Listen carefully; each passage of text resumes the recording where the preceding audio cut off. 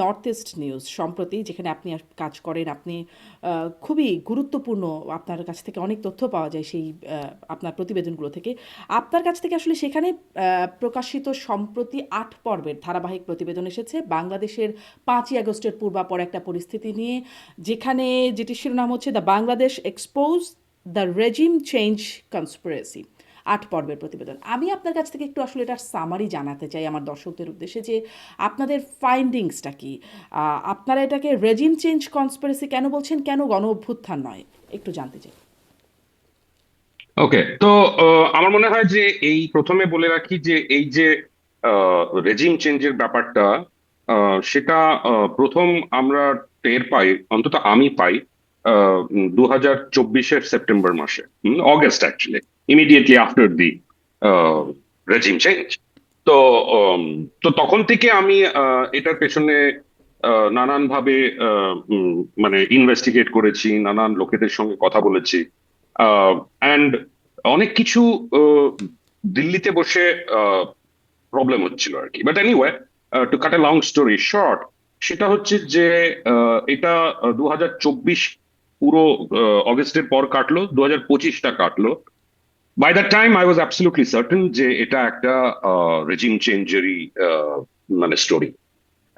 আর সেটা আমরা নানান ভাবে অনেক ধরনের ভেরি ব্রড ইন্ডিকেশনস পেয়েছিলাম। যেভাবে মার্কিনী দুটো সংস্থা যারা ওই ন্যাশনাল এন্ডাওমেন্ট ফর ডেমোক্রেসি নিয়ে আন্ডারে কাজ করে, তারা আইআরআই আর এনডিআই যেভাবে এই ব্যাপারটাকে অ্যাপ্রোচ করেছিল বাংলাদেশের ডোমেস্টিক পলিটিক্সটাকে। আর এটা নিয়ে ইট হ্যাজ বিন রিটেন,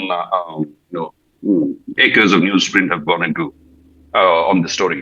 তো ওই মানে তো ওইটা ক্রমশ মানে it became almost truth, almost, যে এটা হয়েছে। But we needed to know যে হাউ ওয়াজ ইট অপারেশনালাইজড। হম একটা কজাল মেকানিজম থাকে তো between A and B, A causes B, কিন্তু how does A cause B? তো এই জিনিসটাকে জানার জন্য আমরা সেটারও টের পাচ্ছিলাম। বাট উই ওয়ার, অনেকগুলো মিসিং লিঙ্কস ছিল। আর বিকজ আমি দিল্লিতে, অনেক সময় সোর্সেসরা ফোনে এইসব জিনিস বলতে চায় না, বা সোর্সেসদের অব্দি পৌঁছানোটা ডিফিকাল্ট হয়ে যায়, কাগজপত্র পেতে ডিফিকাল্ট হয়ে যায়, এভিডেন্স পেতে ডিফিকাল্ট হয়ে যায়। সেই জন্য যখন জার্নালিস্ট এনায়েত কবির, সিনিয়র জার্নালিস্ট, উনি যখন, ওনার সঙ্গে যখন এই ম্যাটারটা ডিসকাস করা হলো, he also goat interested because he also wanted answers two question. উনিও কিছু প্রশ্নের উত্তর খুঁজছিলেন। তো তারপরে যখন আমরা এটাকে নিয়ে বেশ ব্রেন স্টর্ম করলাম, অলমোস্ট 2.5 মাস ধরে শুধু ব্রেন স্টর্মই করেছি আর কি। তারপরে উই ডিসাইডেড যে যখন এই কয়েকটা নোডাল পয়েন্টস গুলো আমরা ফোকাস করতে শুরু করলাম, তখন ইট বিকেম ক্লিয়ার যে how this might have G. Happened. আপনার কাছ থেকে যদি এটা এখন এটা আমরা একটু ক্লিয়ার হতে চাই, যে আপনারা মানে কি পেলেন, একদম মানে সামারি করে যদি সেই জায়গাটায় চলে আসি, যে আপনারা কি পেলেন, কারা কারা বা কোন কোন পক্ষ এর সাথে জড়িত বলে আপনাদের ফাইন্ডিংস। তো কজাল মেকানিজমটা হচ্ছে, মানে যেভাবে আমরা পেয়েছি তার মধ্যে এখনো অনেক কাজ বাকি আছে আমার মনে হয়। আর সেই কজাল মেকানিজমটা হচ্ছে ক্লিয়ারলি একটা প্রক্রিয়া শুরু হয়েছিল লং বিফোর 2024। হম মানে আমি প্লেস করি 2021-এর এন্ডের দিকে, সেখান থেকে প্রক্রিয়াটা শুরু হয়। আর কজাল মেকানিজমটা আমরা যদি অ্যারো দিয়ে বোঝাই, তাহলে হচ্ছে মার্কিন যুক্তরাষ্ট্র, ভারত অ্যান্ড বাংলাদেশ আর্মি।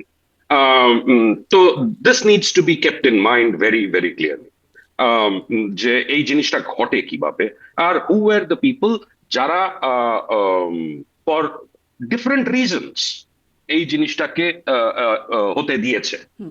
কিন্তু মার্কিন যুক্তরাষ্ট্র, ভারত, বাংলাদেশে যেটা, বাংলাদেশ আর্মি, মানে এটা কেন বললেন আপনি? মার্কিন যুক্তরাষ্ট্র, ভারত, বাংলাদেশ আর্মি, এটা দিয়ে কি ওকে, বোঝালেন? এটাতে বোঝালাম যে এই তিনজনের এই দুটো স্টেট অ্যাক্টর্স এর মাধ্যমে, দুটো স্টেটের মাধ্যমে এই পট পরিবর্তন বলেন বা রেজিম চেঞ্জ বলেন, সেটা ঘটিয়েছে হচ্ছে আর্মি। স্টুডেন্টসরা ছিল একটা ভেরি ভেরি স্মল পার্ট। তাদের শুধু ওই ইনিশিয়াল ডেজ গুলো আর কি, যে days leading up to the regime change of 5th August 2024, সেই জায়গাটার ইমিডিয়েট কজ হিসেবে দেখানো। হুম। বাট এটার প্রক্রিয়া আমি বললাম বেশ অনেক দিন ধরে হচ্ছে। কিন্তু আমি personally, hmm. I first goat the indication যখন আমি এটা নিয়ে লিখেছিলাম 2024-এ, যখন আমি একটা ডকুমেন্ট হাতে পেয়েছিলাম, সেটাতে যেটা আমরা পেয়েছিলাম সেটা হচ্ছে যে গ্রামীণ গ্রুপের চেয়ারম্যানশিপ থেকে মোহাম্মদ ইউনূস কবে পদত্যাগ করলেন, সেই ডেটটা হচ্ছে 7th of March 2023। এই অর্ডারটা ওদের অফিস থেকেই বার করা হয়েছিল। আর ওনার জায়গায় উনি স্টেপ ডাউন করার পরে তিনজন কো চেয়ারপারসনকে অ্যাপয়েন্ট করা হয়েছিল। তো আর ওই কো চেয়ারপারসনের মধ্যে একজন ছিলেন আহ, আহ, উম, যে ভদ্রমহিলা, যিনি হেলথ অ্যাডভাইজার নূরজাহান হয়েছিলেন পরে, নূরজাহান বেগম, জি। নুরজান বেগম। তো that was the first indication, first document. আর আমি যদি বলতে পারি যে আমার হাতে first initial document of this change, why was this happening, সেটা আমরা প্রসপেক্টিভলি জেনেছি। রেট্রোস্পেক্টিভলি জানলে তো ভালোই হতো, প্রসপেক্টিভলি জেনেছি, আগে গিয়ে পেছনের দিকে দেখেছি। তো এই জিনিসটা তখন জানা হয়েছিল 2024-এ, আর আমি তখন স্টোরিও করেছিলাম এটা নিয়ে। হাউএভার, অনেকগুলো মিসিং এলিমেন্টস ছিল। যে এত বড় ঘটনা ঘটে গেল, ইন্ডিয়া হচ্ছে এই জিওপলিটিক্যাল এরিয়াতে একটি বড় স্টেক হোল্ডার, সেখানে ইন্ডিয়ার লোকজনের নাকের তলায় এই ঘটনাটা ঘটছে আর তারা টের পাচ্ছে না, দ্যাট ওয়াজ বিয়ন্ড ক্রেডিবিলিটি আর কি। হ্যাঁ। তো সেই জন্য আমরা সেটাকে চেষ্টা করলাম যে এই জায়গাটার উপরে ফোকাসটা কিভাবে করা যেতে পারে। যেটা আমরা বুঝলাম আর কি, আমি এখনো বলছি, কিন্তু স্টোরির মধ্যে দের আর মানে অনেকগুলো নাটস এন্ড বোল্টস আছে যেগুলো আরো ভালোভাবে আমাদের জানতে হবে। বাট ব্রডলি স্পিকিং যেটা এস্টাবলিশ করা গেছে হলো যে এই কজাল মেকানিজমটার জন্যই কিন্তু আর্মি ওয়াজ অ্যাক্টিভেটেড। আমি সবসময় একটু মানে সাংবাদিকরা অনেক সময় ব্যাকা ভাবে, আমরা ব্যাকা ভাবে ভাবি আর কি। তো সেটা আমরা দেখলাম যে ইন্ডিয়ার silence was very mysterious, specially 2023-এ যখন শেখ হাসিনার উপরে ট্রিমেন্ডাস চাপ আসতে শুরু করলো মার্কিন যুক্তরাষ্ট্রের স্টেট ডিপার্টমেন্ট থেকে। আমরা দেখতাম পিটার হাস, ডোনাল্ড লু, তারপরে অন্যান্য স্টেট ডিপার্টমেন্টের অফিসিয়ালসরা মার্কিন যুক্তরাষ্ট্র থেকে আসা যাওয়া করা, কি ধরনের চাপ ফেস করতে হয়েছিল তখন। ফরেন সেক্রেটারি ছিলেন মিস্টার মোমেন, ফরেন মিনিস্টার, মাসুদ বিন মোমেন সেক্রেটারি, ছিলেন, জি জি, ফরেন সেক্রেটারি সেক্রেটারি, জি ছিলেন। জি জি। ওনাকে ওনাকে কিভাবে চাপগুলো ফেস করতে হয়েছিল। তো আর সেটা আমরা দেখলাম 2023-এ নভেম্বর মাসে একটা মিটিং হয়েছিল দিল্লিতে, কল 2+2, যেখানে অ্যান্টনি ব্লিংকেন এসেছিলেন, আর মার্কিন যুক্তরাষ্ট্রের ডিফেন্স সেক্রেটারি এসেছিলেন, আর ভারতের তরফ থেকে ছিলেন হচ্ছে মিস্টার এস জয়শঙ্কর আর ডিফেন্স মিনিস্টার রাজনাথ সিং। আমার মনে হয় that was precisely the point where the Indian involvement began আর কি। Although we do not have মানে যেটাকে আমরা বলি না যে ইনকন্ট্রোভার্টিবল প্রুফ জি, অফ ইনভলভমেন্ট, চন্দ্রনাথ, সেটা, খুবই বাট চাঞ্চল্যকর ফাইনাল। তথ্য, খুবই চাঞ্চল্যকর তথ্য আপনি বলছেন যে ইন্ডিয়ার ইনভলভমেন্ট আছে। কারণ আমরা এতদিন থেকে শুনেছি মার্কিন ইনভলভমেন্টের কথা শুনেছি, এমনকি সাবেক প্রধানমন্ত্রী শেখ হাসিনা আগে পরে, মানে পতনের আগে পরে বিভিন্ন সময় মার্কিন ইনভলভমেন্টের কথা বলেছেন, কিন্তু ইন্ডিয়ার ইনভলভমেন্টের কথা আমরা এখন শুনছি। কিন্তু কেন ইন্ডিয়া এরকম একটা রেজিম চেঞ্জ এর বিষয়ে গেল, যদি মানে যুক্তরাষ্ট্র এবং ইন্ডিয়া দুপক্ষই থাকে? 24-এর ইলেকশনটাই তো না হতে দিতে পারতো, মানে সেখানেই তো আমরা দেখেছি ইন্ডিয়া একরকমের সমর্থন দিয়ে বরং শেখ হাসিনাকে ক্ষমতায় আনার যে প্রক্রিয়াটা হয়েছে সেখানে ইন্ডিয়া সমর্থন দিয়েছে।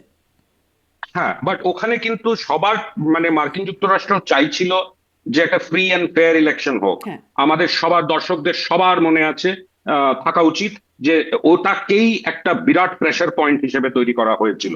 তারপরে বিএনপি সেই ইলেকশনে পার্টিসিপেট করলো না, যোগ দিল না, and we know the marquee election আর তার একটা কোয়েশ্চেনেবল আউটকাম। তো আর তার সঙ্গে আমার মনে হয় ওই সময়টা, না মনে হয় কেন, that is precisely the reason why both the Americans and the Indians went on to one side. আর সেটা হলো দ্য চাইনা ফ্যাক্টর। আর ওই সময় আপনাদের মনে আছে নিশ্চয়ই শেখ হাসিনার একটা চায়নার ভিজিট হয়েছিল, যে দ্যাট এন্ডেড ইন এ ফিয়াস্কো। ওনাকে একদিন আগে বেজিং থেকে ফেরত চলে আসতে হয়েছিল, বিকজ দ্য চাইনিজ যেই প্রেশারটা ওনার উপরে এসেছিল চায়নাতে, she could not withstand that pressure, and the Chinese found her to be unreliable at that point in time. তো যেটাকে আমরা বলি না যে মানে